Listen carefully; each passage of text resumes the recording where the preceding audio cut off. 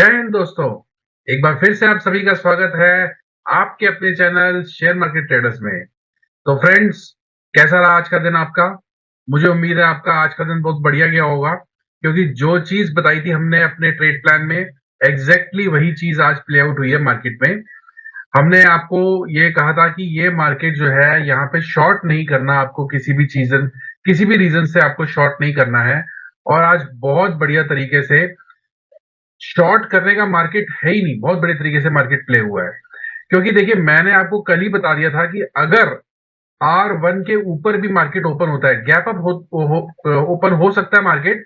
ये चीज मैंने आपको कल अपने ट्रेड में बताई थी कि इसके चांसेस काफी ज्यादा हैं। और आज गैप अप मार्केट ओपन हुआ, और गैप अप ओपन होने के बाद भी मैंने आपको यही कहा था कि आपको शॉर्ट नहीं करना। आप अगर वहां पे बुलिश कैंडल्स बनती हैं तो आप उसको वहां पे कॉल का ऑप्शन ले सकते हैं, और वो ऑप्शन एक बहुत बढ़िया तरीके से प्ले हुआ।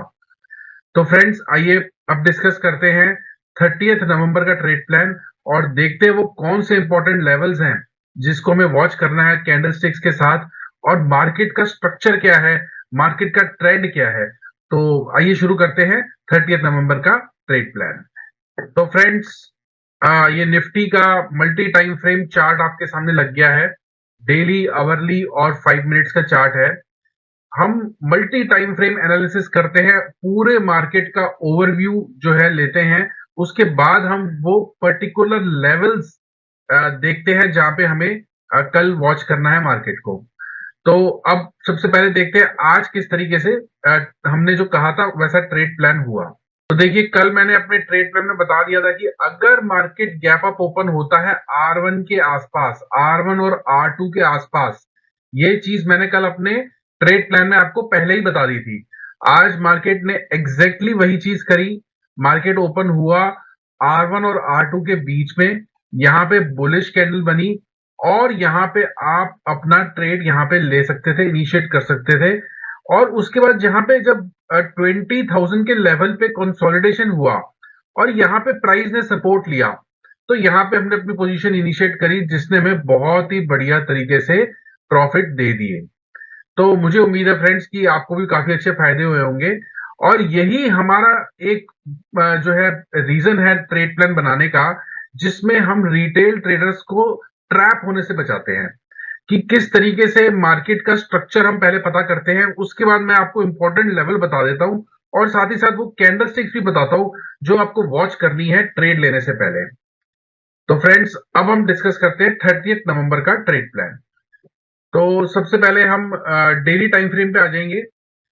हम निफ्टी के डेली टाइम फ्रेम के चार्ट पे हैं, और यहाँ पे आप देख सकते हैं कि आज एक बुलिश कैंडल बनी है।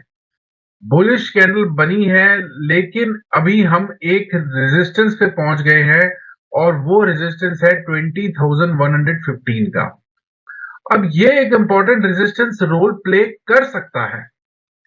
क्यों कर सकता है? क्योंकि निफ्टी और बैंक निफ्टी दोनों ही अब एक बहुत इंपॉर्टेंट रेजिस्टेंस लेवल पे पहुंच गए हैं, खास करके बैंक निफ्टी। अब बैंक निफ्टी एक बहुत इंपॉर्टेंट रेजिस्टेंस जोन के अंदर है, इसलिए मुझे लगता है कि निफ्टी में भी यहाँ पे एक रेजिस्टेंस आ सकता है। अ, और दूसरा रीजन ये है कि देखिए, मैंने ये चीज अपने ट्रेड प्लान में आपको पहले भी बता रखी है कि प्राइस अपनी मूविंग एवरेजेस 20, 50 और 200 से ज्यादा दूर नहीं जा सकता किसी भी टाइम पे, किसी भी टाइम फ्रेम में। देखिए, यहाँ पे डेली टाइम फ्रेम पे आप देख सकते हैं प्राइस अब 20, 50 और 200 से दूर जा रहा है, और दूर चला गया है, लगभग दूर चला गया है, और सामने अब रेजिस्टेंस लेवल भी है। तो यहाँ पे अब बाय करना मेरे हिसाब से एक अच्छा डिसीजन नहीं होगा। मैं आपको इसको छोटे टाइम फ्रेम पे एक्सप्लेन करके डिटेल में बताता हूं। तो देखिए, यहाँ पे हम अवरली टाइम फ्रेम पे आ गए हैं। अब आप अवरली टाइम फ्रेम पे भी देख सकते हैं कि प्राइस जो है वो 20, 50 और 200 से दूर चला गया है। ये वाइड हो गया है बहुत। ये देखिए कितना वाइड वाइड एंगल हो गया है, ये प्राइस बहुत दूर हो गया है। यहाँ पे अब रेजिस्टेंस भी पास में है, तो यहाँ पे बाय करने का मेरे हिसाब से सही पोजीशन नहीं है। हमें वेट करना पड़ेगा यहाँ पे, या तो हम 2050 के पास में आए या फिर प्राइस नीचे आए थोड़ा, तो ही एक अच्छी पोजीशन बनेगी हम हमें बाय करने के लिए।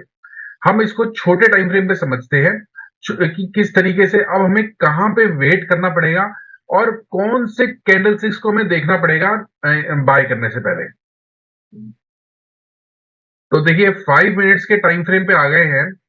5 मिनट्स के टाइम फ्रेम पे फ्रेंड्स निफ्टी की कल सीपीआर भी वाइड है। वाइड सीपीआर ये बताती है कि कल एक कंसोलिडेशन वाला डे हो सकता है, ट्रेंडिंग डे होने की उम्मीद कल कम है। अब ट्रेंडिंग डे होने की उम्मीद कम है तो फिर हमें उस मार्केट से बचना चाहिए, क्योंकि ये यहां पे अगर ट्रेंड नहीं होगा मार्केट, या तो शॉर्ट होगा। शॉर्ट की उम्मीद मैं आपको वो भी लेवल बताऊंगा जहां पे आपको बेरिश कैंडल देखनी है ट्रेड शॉर्ट करने के लिए। लेकिन कल कंसोलिडेशन, मुझे लगता है कि कल कंसोलिडेशन का रोल ज्यादा प्ले होगा मार्केट के अंदर। अब देखिए ये कुछ लेवल्स मैंने बनाए हैं। 20,115 जो एक रेजिस्टेंस का एक्ट कर सकता है कल, और एक फाइनल रेजिस्टेंस जो है वो है 20,220। अब अगर कल किसी भी रीजन से मार्केट गैप अप होता है, हो सकता है कल गैप अप हो, वहां पे आप बाय नहीं करेंगे। इंट्राडे टाइम फ्रेम के हिसाब से बता रहा हूं मैं, as point of view, intraday के पॉइंट ऑफ व्यू से बता रहा हूं मैं आपको। यहां पे बाय करना एक सही डिसीजन नहीं होगा। यहाँ पे वेट करना चाहिए, क्योंकि हम डेली टाइम फ्रेम और अवरली टाइम फ्रेम पे 20, 50 और 200 मूविंग एवरेजेस से अब बहुत दूर पहुंच गए हैं। साथ ही साथ हम रेजिस्टेंस लेवल पे भी हैं, तो यहाँ पे बाय करना का जोन नहीं है फिलहाल। हालांकि शॉर्ट हमें नहीं करना पोजिशनल, ये मार्केट अभी भी बाय ऑन डिप्स है। शॉर्ट करने के लिए ये पोजिशनल मार्केट नहीं है। मैं एज अ स्कैल्पिंग ट्रिक आपको बता रहा हूं, स्कैल्पिंग आप कैसे कर सकते हैं कल। अगर कल R1 के पास मार्केट ओपन होता है, तो R1 से लेके ये सीपीआर तक, ये जो छोटी सी रेंज है, आप इसमें स्कैल्पिंग कर सकते हैं। स्कैल्पिंग मतलब 10 से 15 पॉइंट, 20 पॉइंट आप लेके बाहर हो जाइए। शॉर्ट में नहीं बना के रखनी अपनी पोजीशन आपको। ये मार्केट, इनफैक्ट अगर मार्केट जाता है नीचे, हमने तो यहां पे एग्जिट हो जाएंगे हम, अगर कोई ट्रेड मिलेगा भी तो छोटा ट्रेड। अगर मार्केट और नीचे जाता है, S1 के आसपास, 20,000 के आसपास पहुंचता है, तो शॉर्ट नहीं करना इस मार्केट को। ये हमारे लिए बाय करने की पोजीशन होगी फ्रेंड्स। यहाँ पे बाय करने का बहुत अच्छा हमें मौका मिलेगा, हम यहाँ पे बाय कर सकते हैं। और अगर और नीचे गिरता है मार्केट, वैसे तो मुझे उम्मीद है कि मार्केट यहां से और नीचे नहीं गिरेगा, लेकिन अगर बाय चांस गिरता है तो ये अब जोन एक बहुत इंपॉर्टेंट सपोर्ट का जोन बन गया है। और मुझे लगता है कि मार्केट यहाँ पे बहुत डेफिनेटली यहाँ पे जो है बाय होगा ही होगा। हालांकि आज बीच में एक गैप भी है, तो मुझे नहीं लगता कि इतनी जल्दी ये गैप फिल होगा। हाँ, ये हो सकता है यहां तक मार्केट आए, इस लेवल तक तो आने का मुझे उम्मीद नहीं है, और यहीं से मार्केट जो है वापस घूम जाए, उसकी भी उम्मीद फिलहाल कम है, क्योंकि मार्केट में एक सीपीआर वाइड है, तो ज्यादा ट्रेंडिंग डे होने की उम्मीद नहीं है। मुझे लगता है बेसिकली कल कंसोलिडेशन डे रहेगा, और कल हो सकता है सेलर्स के लिए डे हो। तो बायर्स, जो ऑप्शन बायर्स हैं, उनको कल मेरे हिसाब से थोड़ा वेट करना पड़ेगा, प्राइस एक्शन को देखना पड़ेगा। बट बाय तो डेफिनेटली कल यहां पे नहीं करना। इंट्राडे पॉइंट ऑफ व्यू से, पोजिशनल पॉइंट ऑफ व्यू से, आपको गैप डाउन मिले तो आप बाय कर सकते हैं for further targets of 20,220 and all time high. All time high पे जाएगा ये मार्केट, ये मैं आज भी आपको कह रहा हूं।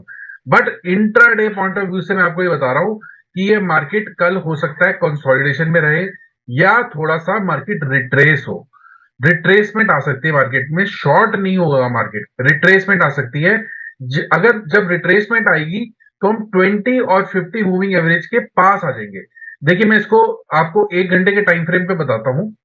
अगर यहाँ पे कुछ रिट्रेसमेंट आएगी, तो हमारी जो यहाँ पे प्राइस है वो यहाँ पे वापस 20,000 पे आ जाएगा, और ये जो 20 मूविंग एवरेज है ये भी थोड़ा ऊपर 20,000 पे आ जाएगी। तो तब ये प्राइस और मूविंग एवरेज पास हो जाएंगे। जब ये पास होंगे, फिर हम 20,200 और उसके ऊपर के लेवल्स के लिए भी प्ले कर सकते हैं।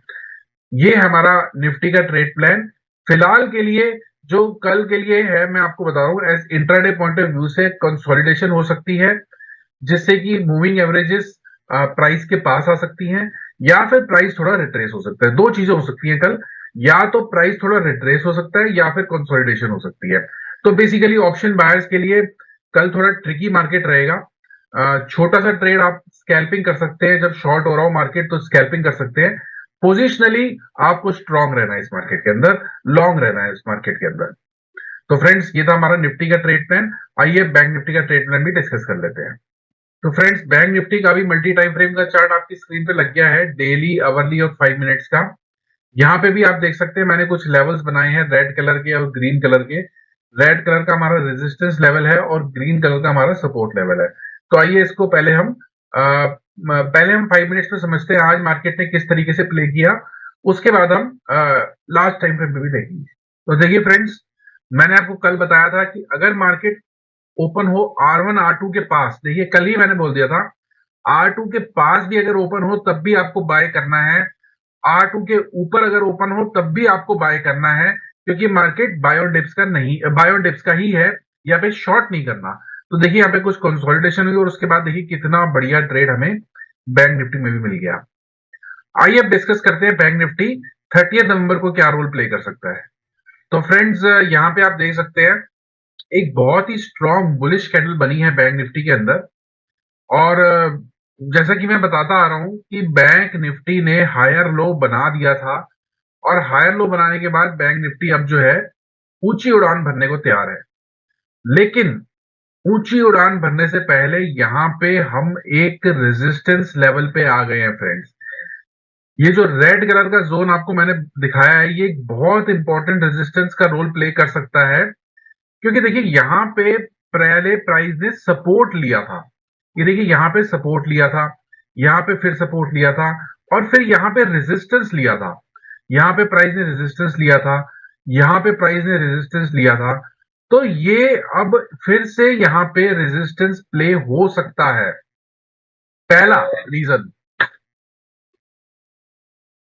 अब दूसरा क्या है कि मैं आपको बता रहा हूं कि बहुत इंपॉर्टेंट रेजिस्टेंस का रोल प्ले हो सकता है, क्योंकि 20, 50 और 200 ये तीनों प्रॉपर स्ट्रक्चर में नहीं है। अब प्रॉपर स्ट्रक्चर में नहीं है कि क्या मतलब है, ये मैं आपको बताता हूं। यहां पे हमारी 20 मूविंग एवरेज है, तो बेसिकली आइडली इसको यहां पे होना चाहिए 20 मूविंग, 20 को ऊपर होना चाहिए, 50 को 20 के नीचे होना चाहिए, और प्राइस को यहां पे होना चाहिए, प्राइस को यहां पे होना चाहिए 20 के ऊपर। तो इसको हम आइडियल पोजीशन बोलते हैं, this is an ideal position. यहां पे आप बिल्कुल ट्रेड ले सकते हैं और हम ऊपर जाने के लिए तैयार हो सकते हैं। लेकिन यहां पे आइडियल पोजीशन में नहीं है इस समय, क्योंकि यहां पे देख सकते हैं आप 20 जो है वो नीचे है, 50 ऊपर है और 200 उसके नीचे, यानी कि आइडली ये प्रॉपरली अलाइंड नहीं है मूविंग एवरेजेस। साथ ही साथ हम एक इंपॉर्टेंट रेजिस्टेंस पे भी पहुंच रहे हैं, तो हो सकता है यहां पे हमें थोड़ा सा रिट्रेसमेंट मिले। मैं ये नहीं कह रहा कि मार्केट शॉर्ट करना है आपको, यहां पे रिट्रेसमेंट के लिए प्राइस थोड़ा नीचे आ सकता है और 20 से सपोर्ट ले सकता है। आइए मैं आपको छोटे टाइम फ्रेम पे दिखाता हूं। तो देखिए यहाँ पे छोटे टाइम फ्रेम पे भी आपको दिख रहा है कि हम यहाँ पे एक इंपॉर्टेंट रेजिस्टेंस था, इसको हमने ब्रेक करके यहाँ पे ऊपर क्लोजर दिया है। लेकिन ये एक और इंपॉर्टेंट रेजिस्टेंस लेवल है, ये हमारा जोन है, इनफैक्ट रेजिस्टेंस जोन है। यहां पे भी आप देख सकते हैं 20, 50 और 200 तीनों से प्राइस बहुत दूर चला गया है। जैसा कि मैं बता रहा था आपको कि बैंक निफ्टी में हम एक बहुत इंपॉर्टेंट रेजिस्टेंस लेवल पे हैं, तो यहां से प्राइस में थोड़ी सी रिट्रेसमेंट हो सकती है, और पॉसिबल है कि हम 44,400 या थोड़ा उससे नीचे भी आ सकते हैं, ये पॉसिबिलिटी है। तो अब मैं आपको 5 मिनट्स में बताता हूं किस तरीके से हमें कल रोल प्ले करना है। तो फ्रेंड्स, आप देख सकते हैं बैंक निफ्टी में भी एक वाइड सीपीआर है, और वाइड सीपीआर का मतलब यही है कि एक कंसोलिडेशन का रोल प्ले हो सकता है। हाँ, एक आपको स्कैल्पिंग का ट्रेड जरूर मिल सकता है। अगर कल गैप अप ओपन हो तो वहां से आप एक स्कैल्पिंग का, और बियरिश कैंडल बने तो वहां से आप एक स्कैल्पिंग का ट्रेड ले सकते हैं सीपीआर तक का। वो एक ट्रेड आपको कल मिल सकता है अगर गैप अप ओपन हो तो। नहीं तो इस मार्केट में शॉर्ट नहीं करना आपको किसी भी रीजन से। अगर हम यहाँ पे कंसोलिडेट होते हैं तो आपको कंसोलिडेशन में रोल प्ले नहीं करना है। ऑप्शन बायर्स को कंसोलिडेशन से दूर रहना है, वो फिर ऑप्शन सेलर्स का दिन हो जाएगा। और वैसे भी कल निफ्टी की एक्सपायरी है, तो हो सकता है फर्स्ट हाफ में कंसोलिडेशन रहे, उसके बाद हमें देखना होगा सेकेंड हाफ में कैसा प्राइस एक्शन बनता है। तो फ्रेंड्स, एक ही कल तरीका है, अगर कल गैप अप हो तो आप एक छोटा सा स्कैल्पिंग का शॉर्ट ट्रेड ले सकते हैं। बाकी मुझे नहीं लगता कि यहाँ पे, हाँ एक ऑप्शन है, अगर कल किसी भी रीजन से हम नीचे आ जाते हैं इस लेवल के आसपास, शॉर्ट तो हमें नहीं करना है, लेकिन इस लेवल के आसपास आ जाते हैं तो यहाँ पे बाय जरूर करिएगा। यहाँ पे बाय करने की पोजीशन होगी जो कि आगे हमें ऑल टाइम हाई लेवल्स तक लेके जा सकती है। तो फ्रेंड्स, ये था हमारा निफ्टी और बैंक निफ्टी का ट्रेड प्लान। मुझे उम्मीद है कि आपको काफी अच्छी तरीके से समझ में आ गया होगा, और इसी तरीके की वीडियोस के लिए आप हमारे चैनल को शेयर कीजिए, लाइक कीजिए और सब्सक्राइब कीजिए। जय हिंद दोस्तों।